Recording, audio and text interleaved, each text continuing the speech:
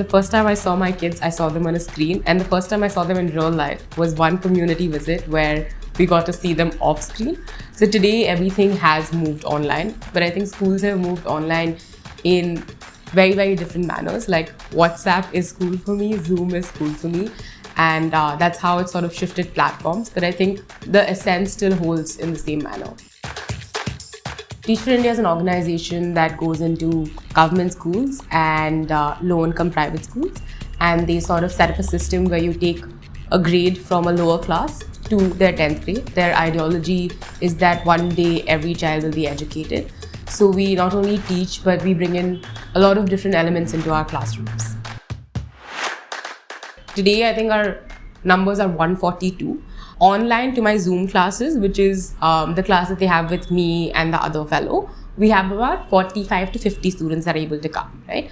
And these are students that have one device to themselves and they can make it a class. Now, there are students who have a device at home that is shared by multiple family members, right? Then there are students who've sort of shifted away and moved to their villages. And so they're harder to it's harder to get a device to them as well.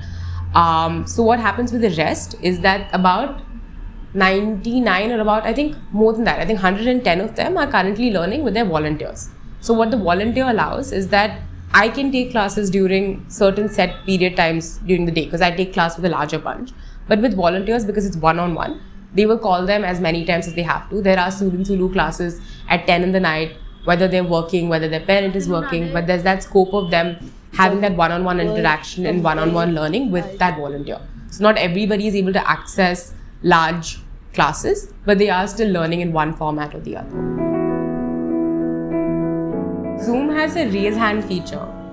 So they raise their hands and they it's a class with norms. Like every class we'll start and we'll be like, do you remember your norms? They'll be like, yes. We'll all be on mute. We'll raise our hand if we have questions. If we have questions and Didi's not answering, we'll put them in the chat box, or they'll stay back after class. So at this point, they are drilled into what it looks like. And I think Zoom has also managed to replicate a lot of what offline classroom would look like, right? Like what app would you see with the raise hand feature, if not Zoom for an app that's been used in classrooms? You will learn a lot from your peers, right, when you're in the classroom, and that's something that we're working towards building. It's very chaotic at the moment, and it works on, if you look at Zoom, there's a space for breakout room structures. So we are trying to figure out how can we, if it was in a larger classroom, I would ideally make them sit on a set of tables, put a bunch of them together and say, here, discuss and solve this together. We are looking at how to sort of put that physical aspect now into a digital classroom. We think about how their interaction with us is also a lot more reduced. Even though they have access to us 24/7, it's definitely not as much as it would have been in a physical presence. But then on the same hand, they have volunteers that come in. I know one of my kids wanted to be a lawyer, and then she realized that the volunteer she has is a lawyer. And she was over the moon. She was like, oh my God, a lawyer is teaching me. This is what I want to do for the living, right? And I feel like if we were in an offline classroom, how much of that would we even, it might have been possible, but would we have thought, hey, let's bring in all of these adults to teach our kids? Possibly not. I come into a classroom with, hi, good morning, students. And that's the energy you bring in, right? So you bring in so much excitement that through the screen, you're screaming at them, and you make sure that you maintain that excitement.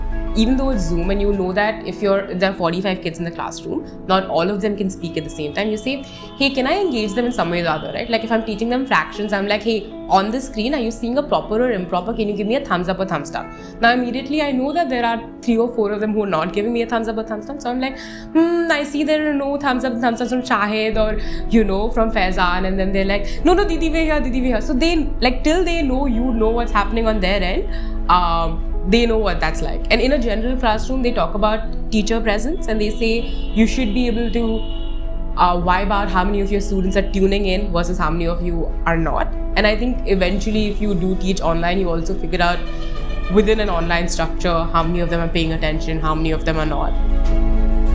Online also requires heavy PPT presentations and all of that. Usually you walk into a classroom with a worksheet and a lesson plan.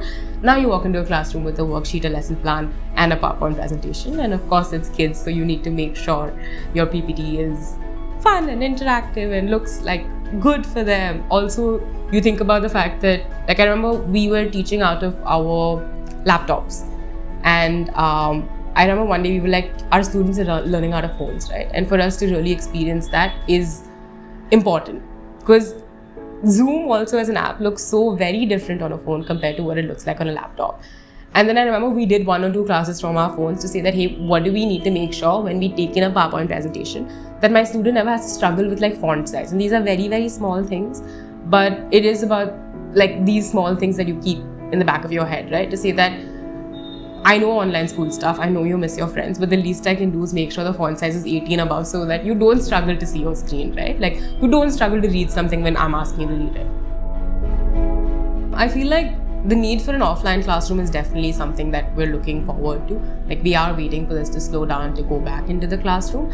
But I want to say some form of hybrid system will exist, because we have noticed so many different perks of the digital system, right? And to do away with it completely would say that we saw perks and we weren't able to integrate that into our everyday.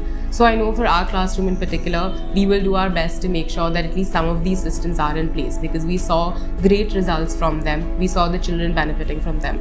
And that's what we've also learned from the pandemic, right? That a lot of times you make opportunities out of these like boxes that you're pushed into. And so I think it will kind of continue in like a blended format. I know there are volunteers that have entered my classroom last year and they've stayed back for like 9 months and said, I love this kid, I'm attached to this kid, and I want to see them grow, right? No matter what stage of life I'm in, whether I'm getting out of college or starting a new job, I've invested my energy here and I love this student and I want to stick on to them. So it is a really like wholesome, wonderful experience. And we're always looking for volunteers, and there will be a link attached to this video where you can sort of fill in a form, and if you're interested, you'd like to come in. We're a classroom that always at all points requires funds, and we have a running fundraiser, and that is something that helps us do our best for our classroom in terms of arising needs of medical needs or something that's an emergency, also as well as like device distribution or things that the classroom might need. Like in an online structure, very often there'd be a flood and then we've lost 10 of our students to like devices getting into the water, and there's always constant need of funds. Read a little bit about the classroom, about the students, and see why your money deserves to be in this space.